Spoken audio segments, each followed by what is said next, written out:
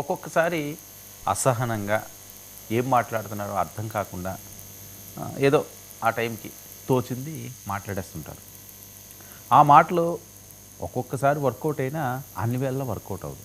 అదే పరిస్థితి ఈరోజు నందమూరి బాలకృష్ణ గారికి జరిగింది అసెంబ్లీ సాక్షిగా. సరే, ఆయన ఏ ఉద్దేశంతో అన్నారో, ఏ రకంగా ఆయన మాట్లాడాలని అనుకున్నారో, అది ఏ రకంగా డైవర్ట్ అయింది అన్నది చూస్తున్నాం గత కొన్ని రోజులుగా ఈ ఎపిసోడ్ అంతా. ఇప్పుడు దాని మీద ఎవరో స్పందించరా, ఎందుకు స్పందించలేదు, చాలా రోజులు పెట్టి జరుగుతున్నది. ఇంకా రోజు ఇదేనా అంటే దీనికి సంబంధించి అప్డేట్ వచ్చిందండి. అందుకని ఆ అంశాన్ని మాట్లాడాల్సి వస్తున్నది. పవన్ కళ్యాణ్ గారు ముఖ్యంగా ఆయన స్పందించాలి, స్పందించలేదు.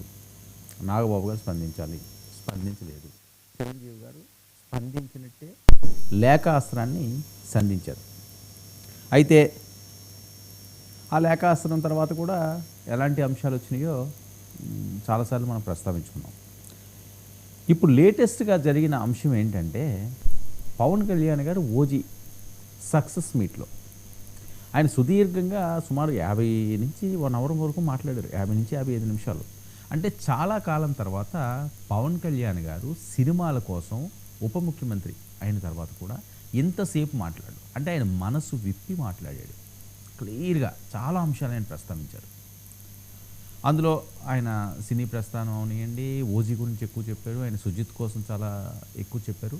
అలా మాట్లాడుతానే ఫ్యాన్స్ కూడా ఇండైరెక్ట్గా ఆయన నెమ్మదిగానే తనదైన స్టైల్లో ఇండైరెక్ట్ హెచ్చరికలు కూడా చేశారు. ఫ్యాన్స్ మధ్య గొడవలు పెట్టుకోవద్దు, అది ఎప్పుడో పాతరం లాంటి అంశం.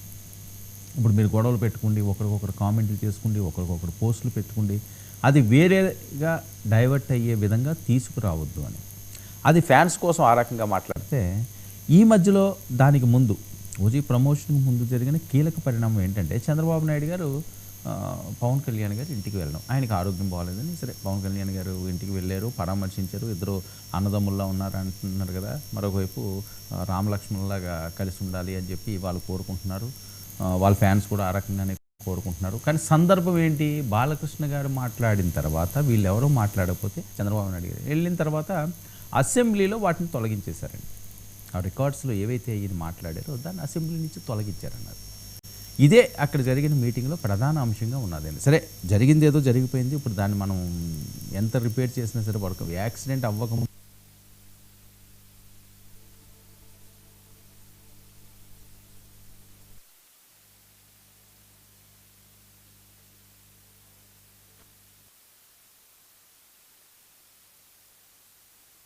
దాన్ని ఏదో సెట్ చేసి నడిపించడం.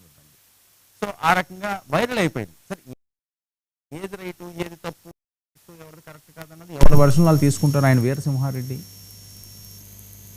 ఇంకొక ఆయన వాళ్ళ వీరయ్య, ఎవరికి వాళ్ళకే.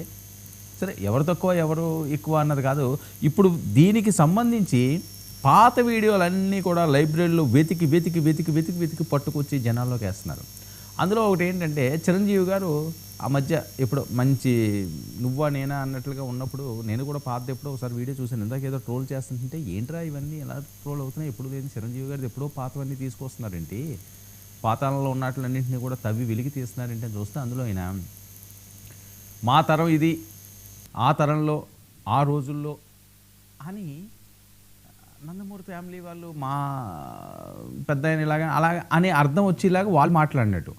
దానికి నేను ఒక్కటే అందరికీ చెప్తున్నాను, మా తాతగారిలాగా వాళ్ళ తాతగారిలాగా వాళ్ళ ముత్తాతలలాగా గతాలు మేము అలాంటి వాళ్ళవి, అలాంటి కుటుంబం, ఆ ఫ్యామిలీ అని చెప్పుకునే వాళ్ళందరూ ఒకసారి గుర్తుంచుకోవాల్సింది ఏంటంటే మీరు వాళ్ళని తలుచుకుంటూ బతుకుతున్నారు అంటే మీకు ఇక్కడ ఏమీ లేదని అనుకోవాలి అని ఆయన చెప్పి ఏదో ఆవేశపూర్వకంగా మాట్లాడుంటారు. ఆ లెజెండరీ అవార్డు అవి ఆయన రిటర్న్ చేసినప్పుడు అప్పుడు ఎప్పుడుతో అయ్యి ఉంటుంది ఆ బయట, దాన్ని వైరల్ చేస్తున్నారు. అంటే ఏది వదలడం లేదన్నమాట సోషల్ మీడియాలోని. సో వీటిలన్నిటికీ కూడా పవన్ కళ్యాణ్ గారు చిక్కిపెట్టినట్లుగా నేను ముందుగా చెప్పినట్లుగా డ్యామేజ్ అయ్యింది. దాన్ని మరి కూటమి వైపు తీసుకురాకుండా దాన్ని సెటరేట్ చేసుకోవాలి, దాన్ని కామప్ చేయాలి అంటే ఏం చేయాలి, రికార్డుల నుంచి తొలగించేసాం. మళ్ళీ ఇది కాకుండా నేను చూసుకుంటాను, నాది పెద్దన్న పాత్ర, నాది బాధ్యత అని చెప్పి చంద్రబాబు గారు ఆయనకి కూల్గా చెప్పినట్టు. చెప్పకపోతే ఎక్కడ అవుతుంది, ఇది ఆగే పరిస్థితి ఏం కాదు కదా. ఎంత పెద్ద వైరల్ అయిపోయింది. జనసేన కార్యకర్తల మీద, జనసేన నాయకుల మీద, జనసేన ఫైర్ బ్రాండ్ల మీద కూడా దీన్ని చూపించారు, దీన్ని ఆపాదించారు. అలా చాలామంది ఆవేదనలు వ్యక్తం చేసిన వాళ్ళు కూడా ఉన్నారు. ఎందుకంటే ఇక్కడితో ఆగలేదు. సరే, ఓజీ సినిమాలో ఇప్పుడు ఈయన ఏం చేశారు, ఆ ప్రమోషన్కి సంబంధించి, ప్రమోషన్ కాదు సక్సెస్ మీట్కి సంబంధించి ఈయన మాట్లాడతా, నేను అందరు హీరోలు సినిమాలు చూస్తాను, ఫ్యాన్స్కి చెప్పిన మాటలో ఇది, నేను అందరి హీరోలు సినిమాలు చూస్తాను అని చెప్పి కొన్ని పేర్లు ఆయన ప్రస్తావించారు. అది మొదటి పేరు జూనియర్ ఎన్టీఆర్ ప్రస్తావించారు. ఇది ఒక టాపిక్ అయిపోయింది. అదేంటి పవన్ కళ్యాణ్ గారు జూనియర్ ఎన్టీఆర్ టాపిక్ తీసుకొచ్చారేంటి? జూనియర్ ఎన్టీఆర్ అంటే నందమూరి ఫ్యామిలీకి అసలు పడదు కదా. నందమూరి మీన్స్ నారా ఫ్యామిలీకి వాళ్ళకి పడదు కదా. అలా ఎలా తీసుకొచ్చారు? ఏంటి పడదు, ఎవరికి పడదు, ఎందుకు పడదు? అరే ఏదో మనస్పర్ధలు వచ్చినాయి, ఏవో చిన్న చిన్న కోపాలు ఉంటాయి, తాపాలు ఉంటాయి, మాట్లాడుకోవడం మానేస్తున్నారేమో. అంతేగాని ఏముంటుంది అందులో? ఆస్తి గొడవలు అయినాయా, లేకపోతే పిల్లల దగ్గర ఏమైనా ఇచ్చిపుచ్చుకోవడాల దగ్గర గొడవలు అయినాయా, లేకపోతే సినిమాల్లో ఏమైనా ఫైటింగ్లు అయినాయా వీళ్ళకి వాళ్ళకి, లేకపోతే జూనియర్ ఎన్టీఆర్ అసలు రాజకీయాల్లో ఉన్నాడా? ఆయన అప్పుడు సపోర్ట్ చేశారు. ప్రజారాజ్యం పార్టీ ఉన్నప్పుడు రామ్ చరణ్ ఆయన ప్రచారం చేశాడు, బన్నీ ప్రచారం చేశారు. ఏముంది అందులోని? ప్రచారం చేస్తారు, రాజకీయ నాయకులు అవుతారేంటి? అలాగే జూనియర్ ఎన్టీఆర్ గారు కూడా ఆ టైంలో ప్రచారం చేశారు ఆయన. సో హీరో అనేసరికల్లా ప్రయారిటీ ఇస్తారు అభిమానులు. అందులోనే నందమూరి పెద్ద ఆయన పోలికలతో ఆయన ఉంటాడు అని చెప్పి ఆ జనాల్లో బాగా నాటుకుపోయింది కాబట్టి ఆయనకి ఆ ప్రయారిటీ ఖచ్చితంగా ఇస్తారు జూనియర్ ఎన్టీఆర్కి. తర్వాత నందమూరి వారసుడిగా కూడా ఆయన చూస్తారు, ఎంత కాదనుకున్నా సరే. బాలకృష్ణ గారు ఆల్రెడీ ఉన్నారు ఫీల్డ్లోని. బాలకృష్ణ గారు పెద్ద ఆయన అయిపోయారు. నెక్స్ట్ తరం ఎవరైనా ఉండేలా ఉంటే నందమూరి ఫ్యామిలీని నిలబెట్టాలంటే ఆ బ్రాండ్ని అంబాసిడర్గా ఉంచాలి అంటే ఈయనే, జూనియర్ ఎన్టీఆరే. సో ఈయన ఏమన్నాడు, యువకుల పేర్లు చెప్పాడు ఆయన. నందమూరి, నేను జూనియర్ ఎన్టీఆర్ సినిమాలు చూస్తాను, రవితేజ సినిమాలు చూస్తాను, అతని బాడీ లాంగ్వేజ్ నాకు నచ్చుతుంది, అలాగే బన్నీ సినిమాలు చూస్తాము, లేకపోతే రామ్ చరణ్ సినిమాలు చూస్తాం, ప్రభాస్ సినిమాలు కూడా నేను చూస్తుంటాను అని చెప్తే, ఇదిగే చూసారా ఇండైరెక్ట్గా ఇచ్చి పడేశారు బాలకృష్ణకి. మరి ఇంతమంది హీరోలు సినిమాలు చూస్తున్నప్పుడు నేను బాలకృష్ణ గారి సినిమాలు కూడా చూస్తున్నానని చెప్పాలి కదా, ఎందుకు చెప్పలేదు? అంటే ఏదో వెతకడం అంటే నెవర్ ఎండ్ టాపిక్లో ఉంది ఇది. అందుకని నేను ఈ ప్రస్తావన తీసుకొచ్చాను ఇది. ఎందుకంటే ఇక్కడితో ఇంకా ఆగితే చాలా సమస్యలు ఉన్నాయి రాష్ట్రంలో. బాలకృష్ణ గారు అన్నారు, అసెంబ్లీలో అన్నారు, రికార్డులని తొలగించేసిన తర్వాత ఇంక దాని గురించి ఇంకేముంటుంది ప్రస్తావన. సరే, వైఎస్ఆర్సీపీని ఆయన అన్నది ఆల్ పంచాయతీ, అది ఇది సినిమా పంచాయతీ కాదు, చిరంజీవి గారి పంచాయతీ కాదు. చిరంజీవి గారి పంచాయతీ ఇది అయిపోయింది, ఇక్కడితోటి ఆగిపోయినట్టే. కూటమైతే దీన్ని లైట్ తీసుకోవాల్సిన సిచ్యువేషన్ వచ్చింది, లైట్ తీసుకున్నారు, రికార్డుల నుంచి తొలగించేది, ఇది అయిపోయింది. కానీ జగన్మోహన్ రెడ్డి గారిని ఆ రకంగా మాట్లాడడాన్ని వాళ్ళు డిజిటల్ బుక్లో రాసుకున్నారట, బాలయ్య గారి పేరు. ఇప్పుడు వాళ్ళు డిజిటల్ బుక్ ఒకటి పెట్టారు, మొన్నటిదాకా రెడ్ బుక్ అన్నారు. ఎన్నికల దగ్గర నుంచి మొన్నటి వరకు కూడా ఓదర కొడతానే ఉన్నారు. ఎవరు అరెస్ట్ అయినా సరే ఇదిగో రెడ్ బుక్, రాజ్యాంగం రెడ్ బుక్ తీశారండి. ఇప్పుడు వాళ్ళు ఏమో డిజిటల్ బుక్ ఎప్పుడైతే పెట్టారన్నారో మళ్ళీ డిజిటల్ బుక్ మొదలు పెట్టారు. ఇప్పుడు డిజిటల్ బుక్లో బాలయ్య పేరు నమోదు. ఇది హాట్ టాపిక్. మరి అక్కడి నుంచి ఏం చేస్తారో, ఈ పంచాయతీ ఏంటో, మరి ఎక్కడ ఆగుతుందో ఇది. ఇందులో మరి పవన్ కళ్యాణ్ గారు ఇండైరెక్ట్గా బాలయ్య గారికి ఏ విద్యలకు ఇచ్చారు, ఆయన ఏం ఇచ్చి పడేశాడు, మిగతా హీరోల ప్రస్తావన తెచ్చి ఈ ప్రస్తావన తెగిపోవడం అన్నది ఇదొక మళ్ళీ రాజకీయ చర్చ. సినిమాల అంశాలన్నీ కూడా రాజకీయాల మీదకి వస్తున్నది. మరొకటి గుడ్ న్యూస్ ఏంటంటే పవన్ కళ్యాణ్ గారి అభిమానులకి, మెగా అభిమానులకి ఓజీ సీక్వెల్ చేస్తామంటున్నారు. ఇది బంపర్ బొనంజయ్య 2026కి ఓజీ సీక్వెల్ చేస్తానంటున్నారు. నాకు బూస్ట్ వచ్చింది, నాకు బూస్ట్ ఇచ్చారు ప్రేక్షకులందరూ కూడా. 300 కోట్లకి చేరుతుంది సినిమా. అంటే ఊహించని విజయాన్ని నాకు అందించారు ఈ సక్సెస్తో ఓజీ 2 కూడా చేయడానికి నేను రెడీగా ఉన్నాను. ఇంకా పవన్ కళ్యాణ్ గారు సినిమాలు చెయ్యరు అనుకున్న వారికి ఇది ఒక మంచి వార్తే. ఆయన సినిమా చేస్తారట, అందులోనే ఓజీ చేస్తారట. అందరినీ ఆకర్షించిన ఓజీ చేస్తే మరి వేరే లెవెల్లో ఉంటుందని. ఈ టైంలోనే మళ్ళీ బాలకృష్ణ గారు జూనియర్ ఎన్టీఆర్ పేరాలను తీసుకురావడం, మళ్ళీ రాజకీయాలు మొదలైన పరిస్థితి. ఇక మిగతా అంశాలకు వస్తే, ఎవరన్నా కానీ ఇక్కడి నుంచి ఫేక్ ప్రచారం చేస్తే తాట తీస్తారట. ఇది చాలా మంచి పరిణామం అండి, మంచి పరిణామం. అంటే తనాపరా భేదం చూసుకోకపోతేనే.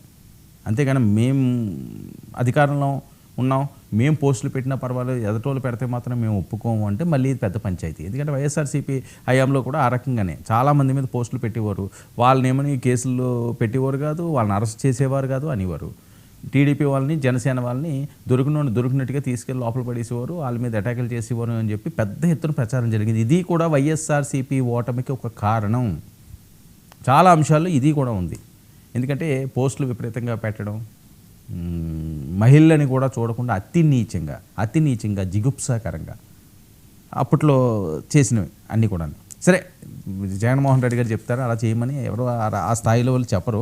ఇప్పుడు వీళ్ళు కూడా పారదర్శకంగా చేయాలి. పారదర్శకంగా చేస్తారు అనడానికి వీళ్ళు చెప్పే ఎగ్జాంపుల్ ఏంటి? మన భారతి గారి మీద పోస్ట్ పెడితే ఏం చేశారు? తీసి లోపల ఎత్తేసారు. సో మేమంత ఖచ్చితంగా ఉన్నాము, ఇంత పారదర్శకంగా మేము ఉన్నాము అంటున్నారు. అదే పారదర్శకత అందరికీ చూపించాలి. అది చూపించినప్పుడు నిజంగా ఈ జాడ్యానికి అయితే ఫుల్ స్టాప్ పడుతుంది.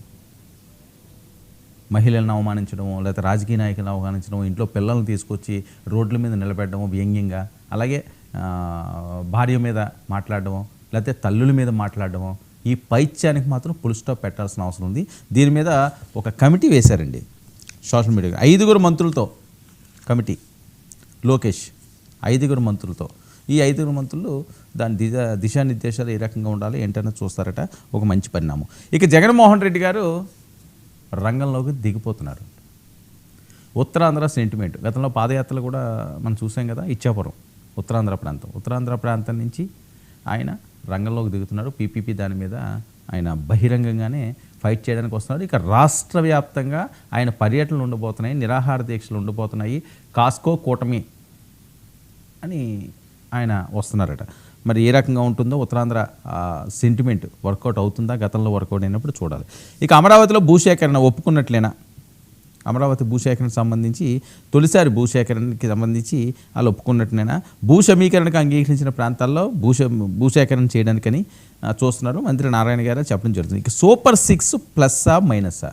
ఎన్నికల హామీలన్నీ కూడా పక్కన పెట్టేశారు. సూపర్ 6 ఏమీ లేదు. 16 నెలల్లో వ్యతిరేకత వచ్చేసింది. కూటమి ఎప్పుడు ఓడిపోద్దా అని జనాలు చూస్తున్నారు. ఎప్పుడు ఓడిద్దామని వాళ్ళు ఉత్సాహంగా ఉరకలు వేస్తున్నారు. రేపు లోకల్ ఎలక్షన్లో వాళ్ళు తాట తీస్తాం, తోలు తీస్తాం, ఇంక అసలు సమస్య లేదు, రప్పా అని చెప్పి పెద్ద ఎత్తున ప్రచారం జరుగుతుంది ప్రతిపక్షం నుంచి. మరి అసలు ఇది ప్లస్సా మైనస్సా? ఇవన్నీ చర్చిద్దాం ఈనాటి ప్రైమ్ డిబేట్లో. మనతో పాటుగా చర్చలో